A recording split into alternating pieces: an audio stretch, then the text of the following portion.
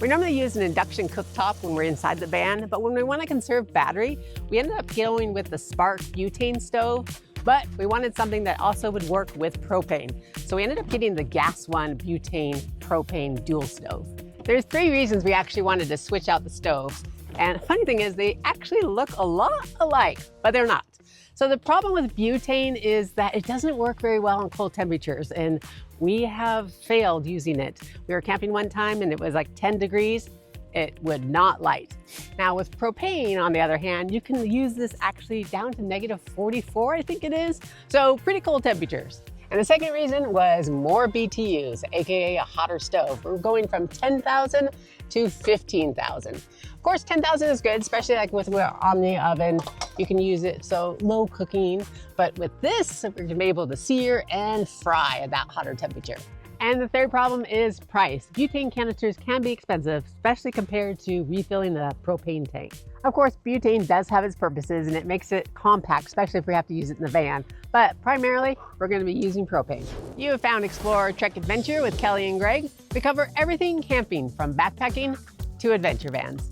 Let's go over the features of the stove, but first I want to point out that this shape of this case actually is perfect to fit in a monster box. So if you have some kind of storage box like this, it actually fits really well. First thing I want to point out on the stove is it has a really nice raised windscreen, which actually is super helpful, especially in conditions like this right now where there's lots of wind. If we open up this place here, this is where you put your butane canister, but it does have enough room to store these things, and these are what you need to run propane.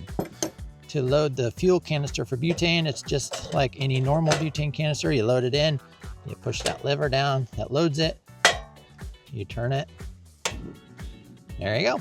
So it has an igniter at the very end. You can see the igniter's right there. So we're gonna run propane. So the first thing you do for that, well, you gotta take your butane out. And this guy here is the adapter. And this is where everything loads, and it's got, it has threads on there. And so this threads right into place, and there's a little notch where it goes, so it's pretty easy. You can't really screw it up.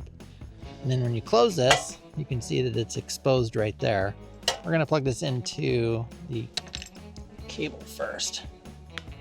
They advertise that you can run the little green bottles, which actually are great because then everything is nice and compact and sits right there.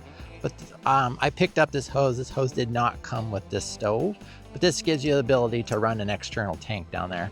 The only caveat with that is you'll see when I plug this in, and then you just plug it in and screw it on. You just got to make sure that this is supported somewhere, and it kind of self-supports with this hose. Now all we need to do is turn on our propane. So we come over here. It's just like butane, your same controls and everything. And there we go. Now we're running on propane. What I want to point out is almost all of these stoves have this 180 degree of movement. The only thing is that's about as low as you can go without the flame going out. So you don't get this range right here. So you're just dealing with that amount of range, which actually it's good enough. You can still get some good sears and some good low simmers. It doesn't take a lot of wind to knock out the flame, and that's where this windscreen comes in. It actually works really well. We've also started to test a couple different carbon steel pans. So far, we really like them. They heat up super fast. Let's get some heat going. Let's see if we can get a medium on here. We are gonna get our onions cooked. We just testing this out too. It's a little OXO container for oil, but it totally has a little threaded seal there. It doesn't get oil all over the place.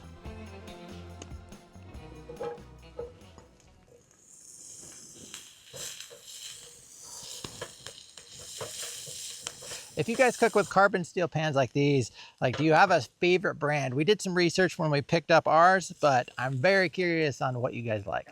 All right, let's dump in the rest of our ingredients here. And we wanna, that might be a little much.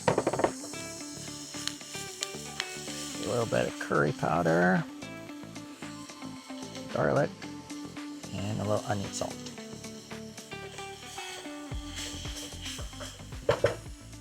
I'm gonna put just a smidge more oil in here.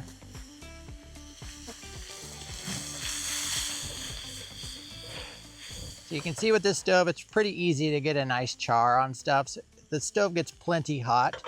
I think any stove above 12K is a good option if you really want to sear stuff. Okay, this stuff is done. Kelly made up a batch of dough, so we're gonna show you how it does cooking on a low, slow temperature. We cook some bread inside the Omnia oven, which can be a struggle for some stoves, especially without a windscreen. When you have that flame super low, it gets blown out super easy. If you're not familiar with the Omnia oven, we're actually using these extra liners that come out. Makes it just a little bit easier to clean up. So we'll spray this out. And this batch of dough that we did, we let it rise just a little bit longer and it almost doubled in size. Okay, I'm gonna split this in half. One on each side. Ah, come out. Uh-oh, I think I may have should have put more flour on my hands. This does not look pretty, but I bet it's gonna still taste delicious. We'll put the plate down for the oven, put our bread on there, get our lid on, and we want to cook this at a lower temperature. The key to the Omnia oven is to start low and then gradually increase it. We're gonna check this after 10 minutes and see how well it's doing. There you can hear the wind on that flame. If that wind filter wasn't there, there's no way that that thing would still be lit. It actually took longer than we thought. The wind has been cooling down the Omnia oven. It took about 45 minutes, but I think it is done. Looks pretty brown and toasty. Look right down in the middle here. You can see the flame in it. Let's go ahead and turn this off. And Greg finally got a campfire going. So far, we're really happy with the performance of this little stove. Just be aware that GasOne does make several different versions. I think there's like 7 of them. So I'll put links in the description for the one that we're using. You can go watch this video next. You can find us at exploretrekadventure.com, and we'll see you next time.